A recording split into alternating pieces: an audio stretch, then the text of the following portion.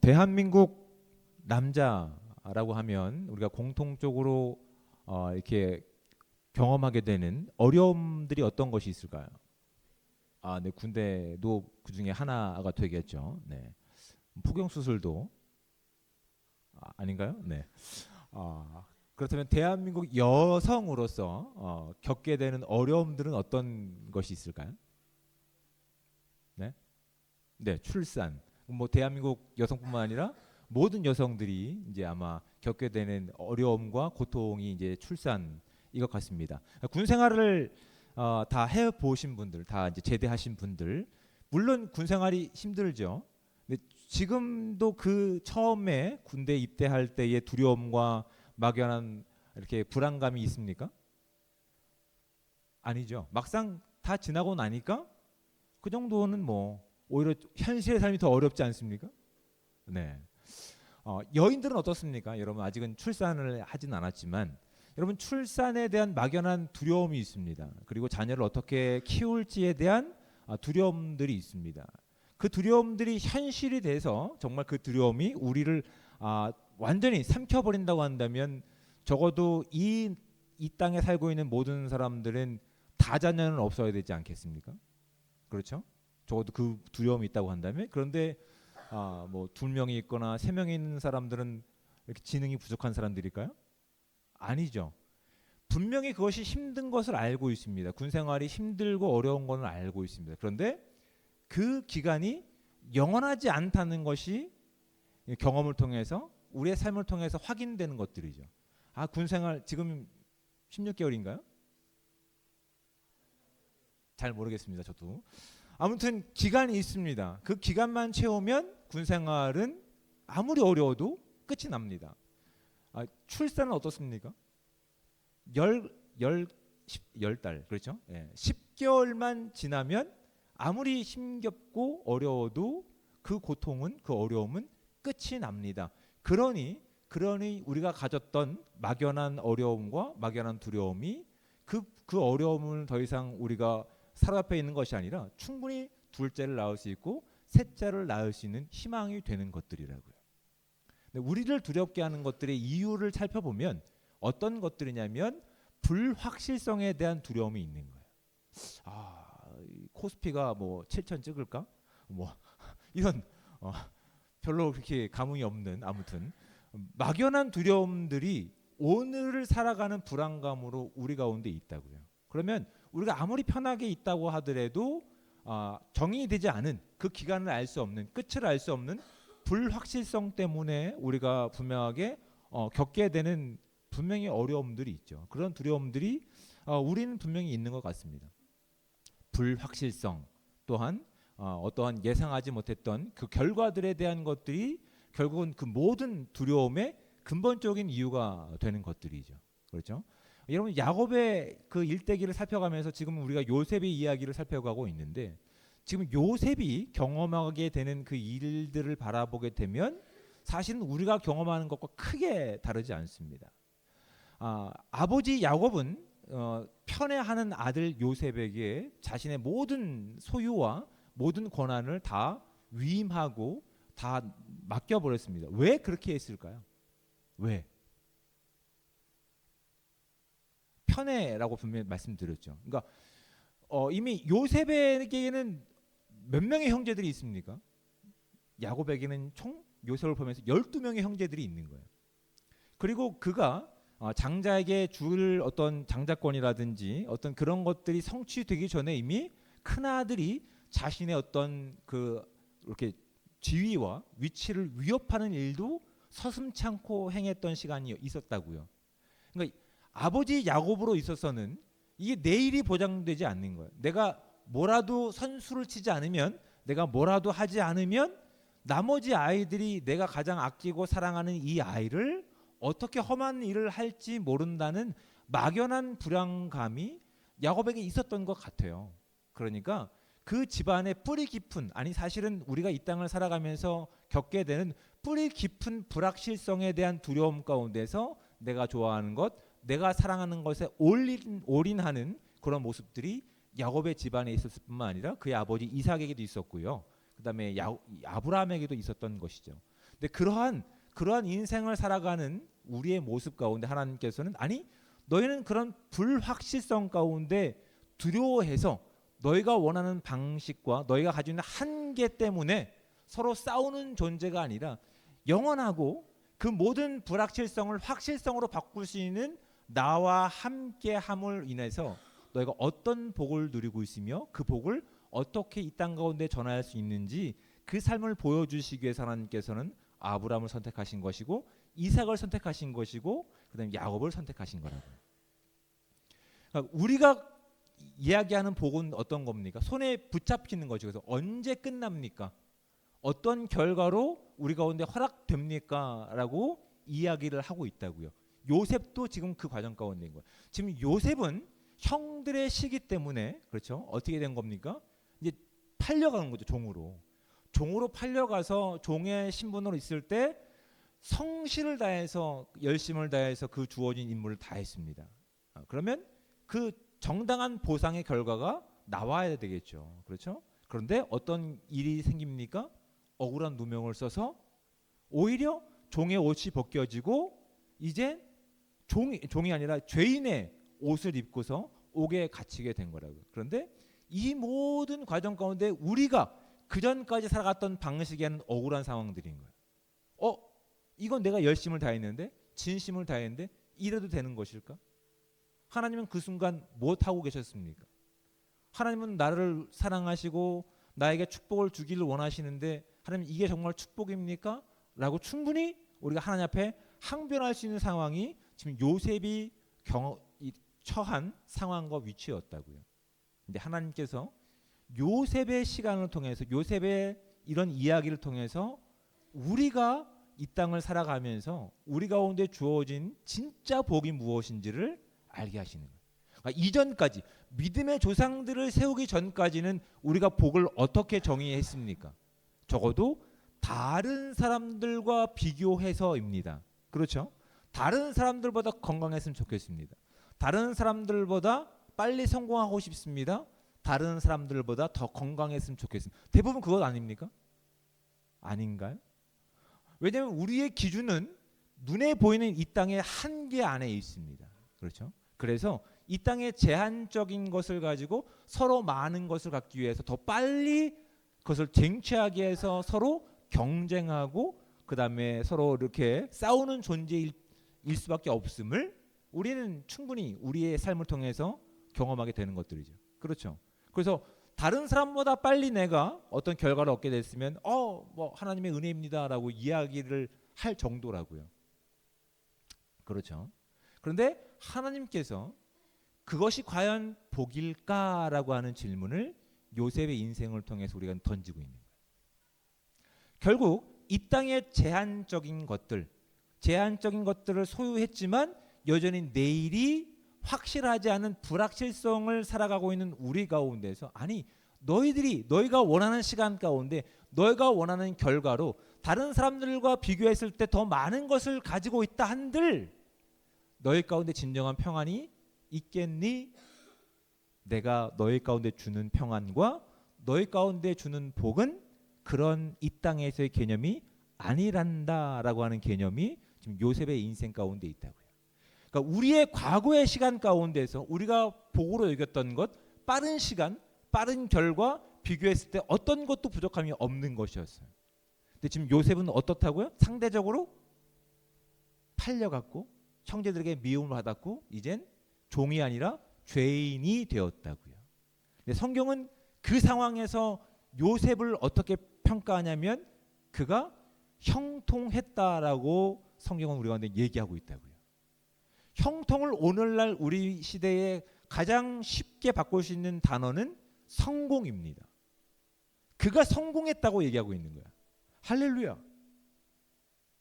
아멘 안 하시죠? 왜? 아직도 우리는 어디에 익숙합니까? 다른 사람들과 비교했을 때 빠른 결과, 다른 사람들과 비교했을 때 더 우위를 점하는 것, 어떤 결과가 나한테 주어졌던 것에 익숙한 삶이었거든요. 그런 인생 가운데서 하나님께서 아니 그것을 가지고 있다 한들 네가 네 인생을 책임질 수 있니? 결국 미래를 보장할 수 없는 불확실성이 너희 가운데 있지 않니? 그 불확실성과 그 불안함 가운데 그 모든 것의 시작을 이룬 내가 너희와 함께하겠다는 약속이 요셉 가운데 있는 거예요. 그러니까 요셉은 우리의 관점으로 봤을 땐 억울한 상황일 수 있어요. 우리의 기준으로 봤을 때는 어떤 것도 성공한 모습의 결과가 하나도 없어요. 그런데 그에게 꿈을 주시고 그 꿈을 완성해 가시는 분이 하나님이심을, 그러니까 믿음의 주체가 결과와 시간과 상대적인 개념이 아니라 절대 주권의 하나님이심을 그의 인생을 통해서 그뿐만 아니라 오늘 살아가고 있는 저와 여러분 가운데서 이것이 우리 가운데 진짜 큰 복이구나를 알게 하시는 목적이 여기 있는 거예요. 요셉은 지금 그 과도기 가운데 있는 거예요. 그가 오히려 인간들이 제한을 가지고 한계를 가지고 그렇게 사랑의 편의 모습을 가지고 있던 채색 옷이 벗겨지고 종의 옷이 입혀지고 죄인의 옷이 입혀졌을 때 하나님 마치 계시지 않은 것 같은 상황 가운데서 요셉은 오히려 주변 사람들이 은혜를 입는 것으로 인해서 본인과 함께하는 하나님께서 주변을 복되게 하시는 것을 통해서 본인이 뿐만 아니라 주변 사람들이 고백하게 하는 것. 하나님이 그를 축복하고 계시는구나. 하나님과 함께하는 자구나. 이 땅을 위한, 이 땅에게 생명을 주기 위한, 이 땅에 영원한 하나님이 되시기 위한 그 꿈을 요셉에게 주셨던 것이 그냥 꿈으로 주어진 것이 아니라 오늘도 하나님과 함께하는 그의 인생을 통해서 우리 가운데 지금 이어져 가고 있으며 성취될 것이구나. 그것이 성공의 가장 중요한 내용이라고요. 그러니까 지나왔으니 우리가 고백하는 거죠. 군생활 힘들었지만 그냥 잘 버텨서 은혜롭게 끝났어. 또 가라고 하면 가고 싶진 않습니다. 물론 가고 싶진 않지만 크게 두려움은 없습니다. 왜냐하면 경험을 해봤기 때문에. 그렇죠. 경험을 해봤기 때문에. 그리고 그 아이를 낳는 것, 호르몬이 변하고 감정 기복이 있고 갑자기 뭐 체중이 불고 얼굴 형태가 바뀌고 뭐 이런 두려움 가운데 있지만 다 그 시간이 지나고 아름다운 자녀를 내 손에 안게 되었을 때 그 모든 어려움과 아픔이 끝나버리는 결과 가운데 또 둘째를 낳을 수 있는 거라고요. 둘째와 셋째를 낳을 수 있는 그 꿈을 우리가 꾸기를 원합니다. 먼저 결혼부터 하시고 그런 꿈들이 있을 때에 비로소 우리가 어떤 존재인지를 확인하게 되는 거예요. 내가 이런 존재구나. 과거에 하나님이 없었을 때, 하나님을 몰랐을 때, 하나님이 나에게 꿈을 주시지 않았을 때는 나도 이 땅의 사람들과 다를 바가 없었구나. 결국 불확실성에 대한 것, 불완전성에 대한 것들 때문에 제한적인 것 가운데 목숨 걸고 치고받고 싸우며 더 많은 것을 얻기 위해서 그렇게 살아갔던 치열한 인생이었구나. 그런데 요셉의 인생 가운데 하나님이 그에게 찾아가셔서 그에게 꿈을 주시는 겁니다. 내가 너한테 주는 꿈은 너만을 위한 꿈이 아니라 너의 꿈 가운데는 이 세대를 살릴 만한 나의 생명이 담겨있는, 나의 마음이 담겨있는 사랑의 꿈이란다. 요셉도 그 꿈을 가지고 그것이 어떤 것인지 알지 못했을 겁니다. 그렇죠? 그런데 형제들과 부모님마저 자신에게 절하는 것을 보고 아마 이렇게 어깨가 이렇게 막 올라갔을 거예요. 내가 이렇게 될 수 있나? 근데 외형적으로 결과적인 내용이 아니죠. 물론 결과적으로 그렇게 되겠지만 하나님이 주신 그 복의 근본적인 내용은 결과가 아니라고요. 다른 사람보다 상대적으로 빠른 시간이 아니라고요. 상대적으로 어떤 보상에 대한 내용들이 아니라고요. 그 꿈을 주시고 그 꿈을 완성해 가시는 그 주체가 그의 인생을 보호하시고 인도하시는 하나님이라고 하는 그 결과가 이제 요셉이 경험해가는 시간 가운데 있는데 오늘 40장 말씀 가운데는 이제 그런 내용들을 계속 이어져 가고 있는 겁니다. 1절의 말씀을 보면 이렇게 돼 있습니다. 그 후에라고 돼 있어요. 그 후에 어떤 일이 있었습니까? 이제 보디발이라고 하는 이제 바로의 친위 대장이죠. 가장 그 어떤 뭐랄까요? 경호 대장쯤 되는 그 역할을 하고 있는 보디발에게 종으로 있었는데 억울한 일을 그가 경험하지 않습니까? 그 유혹 가운데 유혹에 넘어지지 않고 그 상황에서도 하나님의 정직과 공의를 살려고 했던 그 인물. 그런데 그가 원하는 방식대로 일이 결과로 주어지지 않았습니다. 근데 적어도 누구는 알고 있었을까요? 자신을 이렇게 종으로 여겼던 주인인 보디발은 알고 있었다. 그래서 본문에 보면 어떻게 됐었다고요? 누구에게 화를 냈는지 명확한 목적어가 없다고요. 근데 결과로 보면 그 내용이 남겨 있죠. 40장 1절. 그 후에 애굽 왕의 술 맡은 자와 떡 굽는 자가 그들의 주인 애굽 왕에게 범죄한지라라고 돼 있으면서 지금 지금 요셉이 갇혀 있는 이런 어떤 옥은 일반 어떤 죄인들이 갇히는 일반적인 옥은 아닙니다. 지금 어디에 있냐면 친위 대장의 집 안에 있습니다. 3절 말씀을 보십시오. 그들을 친위 대장의 집 안에 있는 옥에 가두니. 그러니까 지금 이 왕의 이제 뭐랄까요? 이렇게 경호 대장쯤 되는 이제 이 사람 안에 집 안에는 어떤 것이 있습니까? 정치 사범들만 모아놓는 이제 그런 별도의 옥이 갖춰져 있는 거예요. 그 지금 그 옥에는 누구를 관리하냐면 왕과 관련된 사람들. 지금 요셉이 갇혀 있는 그 억울한 상황을 보디발은 알고 있었기 때문에 그에 합당한 사형이라든지 그에 합당한 어떤 옥에 가둔 것이 아니라 정치 사범들이 갇혀 있는 엉뚱한 옥에 갇혀 있는 거죠. 근데 그곳에서 지금 누굴 만난 겁니까? 왕의 최측근인 떡 관원장과 술 관원장과 함께 갇혀 있는 거예요. 그러니까 뭐 이게 뭐 대단한 겁니까라고 할 수 있지만 여러분 이 당시에 떡 굽는 관원장과 이제 술 관원장이라고 하는 이 지위는 굉장히 높은 지위인 겁니다. 그러니까 이 당시에는 이제 다른 나라, 다른 제국을 이렇게 침범해서 그 나라를 이제 빼앗게 되면 가장 그 나라에 뛰어난 사람들을 내 나라에 데려옵니다. 왜냐하면 경쟁뿐만 아니라 그들을 통해서 이제 친화 정책을 이루기 위해서. 그런데 그 가운데 모든 사람들이 나에게 이렇게 도움을 줄까요? 아니죠. 이제 우리 역사라든지 그 당시 역사를 보면 암살자들이 참 많았어요. 암살 어떤 식으로 할까요? 음식과 자주 먹는 음료의 그 일들을 이제 하는 사람들이 많았다고. 그러니까 적어도 내가 먹는 음식, 음료와 먹는 것은 적어도 가장 내가 신뢰할 수 있는 사람들로만 구성되는 거예요. 오늘날로 얘기하면 정무수석 같은 총리 같은 일들이 지금 이 당시에 술 관원장과 떡 관원장의 위치라고요.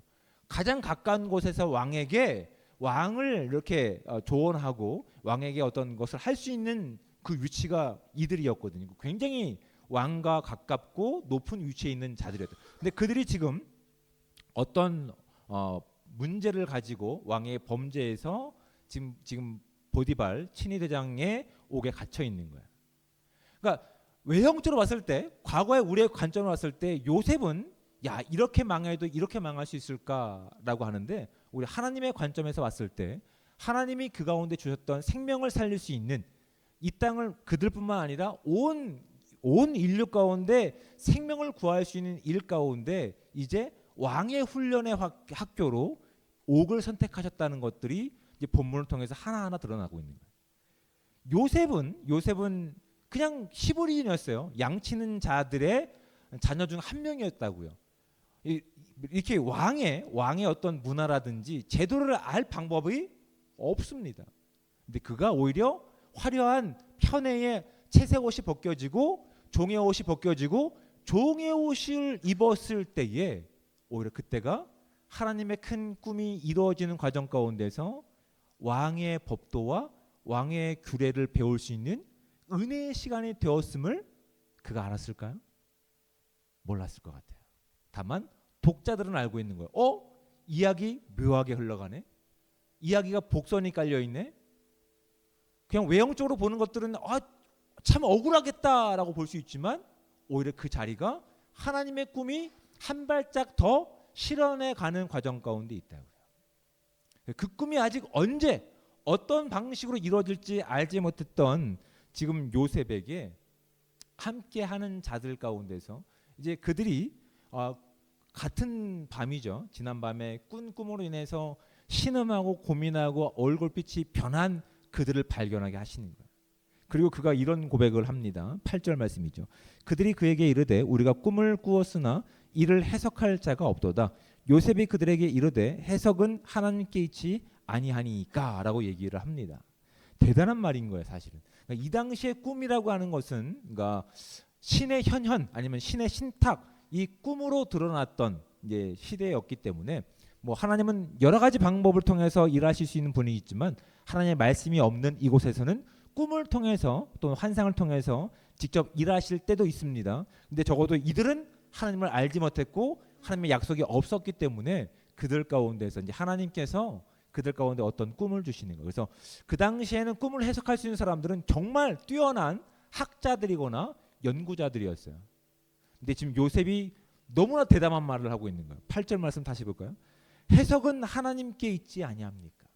이 말이 어떤 의미인지 아십니까? 꿈을 주시는 분도 하나님이시고 그 꿈을 성취하시는 분도 하나님이십니다라는 고백인 거예요. 다른 사람들은 학문과 이론과 과학의 근거를 가지고 이런 꿈일 겁니다, 이런 내용일 겁니다라고 얘기하는데 건방진 히브리 종은 어떻게 하고 있는 겁니까? 그 꿈을 주실 수 있는 분도 하나님이시고 그 꿈을 해석할 수 있는 분도 하나님이십니다라고 얘기하는 거예요. 그래서 그들로 하여금 그 꿈의 내용을 이야기할 수 있는 기회를 만들고 있는 것이죠. 두 가지 꿈인데 비슷한 꿈 같지만 결과는 너무나 다른 거예요. 한 관원장은 3일 후에 복귀가 되고 한 관원장은 3일 후에 목이 잘리는 교수형에 대한 내용입니다. 3일 후가 왕의 생일이었어요. 요셉은 물론 몰랐겠죠. 근데 그 꿈을 해석하고 그 꿈을 주시고 그것을 이뤄가시는 그 모든 주체가 하나님이심을 요셉은 이제 비로소 어렴풋하게 알고 있는 것 같아요. 그래서 그 꿈을 해석했는데 재밌는 내용들이 뭐가 있냐면 지금 14절 말씀을 볼까요? 당신이 잘 되시거든 나를 생각하고 내게 은혜를 베풀어서 내 사정을 바로에게 아뢰어 이 집에서 나를 건져 주소서라고 얘기합니다. 지금 요셉이 있는 곳은 어디입니까? 지금 보디발의 이제 개인 옥이 되어 있죠. 정치범들을 수용하고 있는. 내가 봤을 때 나는 하나님께 정직합니다. 지금 내가 여기 있는 것은 억울합니다. 저와 함께 생활해 왔으니 여러분 아시지 않습니까? 저의 정직과 저의 근면과 성실함을. 그러니까 만약 그 꿈이 정말 이루어져서 복직되거든 나를 잊지 마십시오라고 지금 그들에게 기대하고 있는 거예요. 그런데 23절 말씀을 볼까요? 술 맡은 관원장이 요셉을 기억하지 못하고 그를 잊었더라 라고 되어 있어요. 요셉의 입장에서는 야 이제 더 이상 내려갈 바닥도 없는데 적어도 여기서 내가 억울한 상황 가운데에서 자유를 회복하는 것, 이건 나에게 유일한 주어진 나의 꿈 같은데 뭔가 나가봐야 하나님이 나에게 주셨던 형제들이 절을 하고 아버지가 절하는 것 내가 그곳으로 가야 그것이 이루어질 것이 아닌가라는 마지막 아마 기대가 있었던 것 같아요. 그렇죠? 그래서 그 꿈이 정말 성취된다고 한다면 하나님의 꿈이 이루어질 수 있도록 제발 저를 기억하셔서 이곳에서 나갈 수 있는 자유를 저에게 좀 부탁합니다 라는 이야기를 하고 있는 거예요. 근데 하나님의 꿈은 겨우 그 정도였을까요? 그곳에서 나가서 형들에게 용서를 받고 아버지도 자신에게 절하는 것 그 정도였을까요? 아니었습니다.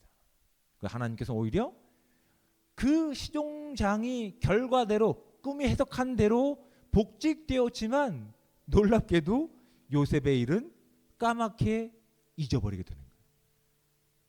하나님이 정하신 때에 하나님이 정하시는 가장 완벽한 위치와 수준이 되었을 때에 그 꿈에 한 발짝 더 다가갈 수 있는 다음 기획들을 하고 있는 거예요. 그런데 요셉의 주변에 있는 사람도 어떻습니까? 내일 그렇죠. 우리말로 그렇게 얘기하죠. 화장실을 들어갈 때와 나올 때가 다르다라고 얘기합니다. 그 은혜를 입고 준비하고 갔지만 결국 눈에서 보이지 않자 잊어버리고 있는 거예요. 그런 인생 가운데 우리가 지금 놓여 있는 거예요. 근데 하나님께서는 모든 사람들이 우리를 잊어버린 것 같아요. 모든 사람들이 우리의 수고와 애씀을 기억도 하지 않는 것 같아요. 근데 그런 시간 가운데서 하나님께서 함께 하시는 요셉의 인생을 통해서 하나님이 함께 하심을 우리로 확인시키시고 계시는 거예요. 그래서 우리가 그 전에 가지고 있었던 믿음의 대상이 바뀌기를 원하고 계시는 거예요. 그 전에 우리가 믿음의 어떤 내용들을 어떻게 이해했다고요? 세상 사람들 가운데서 제한된 불확실성에 대한 이 한계 안에서 내가 원하는 어떠한 결과가 빨리 이루어질 어떤 그것이 우리의 어떤 믿음의 목표지 않았습니까? 그렇죠? 그런데 하나님께서는 이런 어려운 상황 가운데서 오히려 세상 사람들이 기억하지 않는 상황 가운데서 하나님께서 그 꿈을 이뤄가시는 그 모든 시간을 통해서 우리가 믿음에 의존을 해야 되는 대상이 이 세상 사람들도 아니고 내가 목적한 나의 바람도 아닌 나에게 꿈을 주신 하나님이심으로 지금 바꿔오고 계시는 거예요. 그러니까 히브리서에는 믿음의 주요 온전케 하시는 이를 바라보라라고 믿음장에서 우리가 도전하고 있는 거예요. 여러분, 저와 여러분의 믿음의 주체가 누군지를 진지하게 바라보시기 바랍니다. 하나님이 주시지도 않은 꿈을 가지고 나의 열정과 나의 열망을 가지고 이 땅에 제한된 것을 가지고 서로 빨리 경쟁하기 위해서 살아가는 모습들이 우리 가운데 있지는 않은지를 진지하게 고민해 보셔야 돼요. 그런데 하나님께서 우리의 옷을 벗기시는 부분들이 있다고 한다면 하나님께서 오늘 나에게 그 믿음의 주체를, 믿음의 온전한 주인이 누구신지를 지금 바꿔 계시는구나. 그것을 확인할 수 있는 은혜의 시간이 저와 여러분 가운데 있기 원합니다. 그리고 이 모든 시간 가운데서 지금 누가 주도권을 가지고 움직이고 있습니까? 하나님께서 이 모든 주도권을 가지고 진행하고 계시는 거예요. 그러니까 우리의 시선을 보면 억울하고 더 억울한 상황이지만 하나님의 시선에서는 가장 완벽하고 가장 온전한 시간을 위해서 지금 하나님 주도권을 가지고 이 일을 진행하고 계심을 알게 하신다고. 그리고 이 모든 시간을 통해서 확인하게 되는 것들은 결국 믿음의 내용이 우리의 시간이라든지 우리의 결과라든지 어떤 상대적인 어떤 경쟁이 아니라 하나님이 함께 하시는 것이 우리 가운데 진짜 복이라는 사실을 깨닫게 하시는 거예요. 여러분, 이 땅을 살아갈 때 믿음을 지켜내기가 쉽겠습니까? 어렵겠습니까? 살아보시니 어떻습니까? 믿음으로 온전히 살아가는 것이 쉽던가요? 어렵죠. 그래서 우리는 간절히 기도할 때가 있어요. 하나님, 믿음 생활하기는 너무 어렵습니다. 오히려 더 많은 손해를 봐야 됩니다.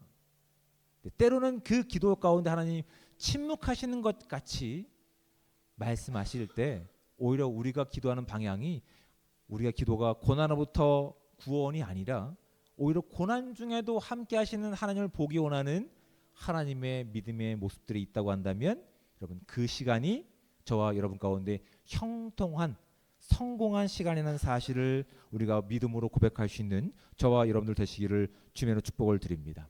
이 땅을 살아갈 때 참 어두운 세상을 살고 있는 것 같아요. 혼자 있는 것 같아요. 참 외로운 상황 가운데 있는 것 같아요. 근데 하나님께서는 오늘 요셉과 함께 하셨던 그 시간을 통해서, 그 관계를 통해서 오늘도 저와 여러분 가운데 함께하고 계신 분심을 잊지 않는 저와 여러분들 되시기를 주님으로 축복을 드립니다. 암울합니다. 억울한 상황입니다. 하지만 하나님께서는 요셉을 그 꿈 가운데 이뤄내신 것처럼 오늘 저와 여러분을 통해서 아직 하나님을 알지 못한 이 땅 가운데 하나님의 생명으로, 사랑으로 복음의 통로가 되기를 꿈꾸고 계십니다. 그 관계를 통해서 하나님의 온전한 삶을 살아낼 수 있는 복되고 귀한 삶이 저와 여러분과 함께 하시기를 주님의 축복을 드립니다. 아멘. 우리 함께 이제 결단의 찬양을 하신 후에 기도하도록 하겠습니다.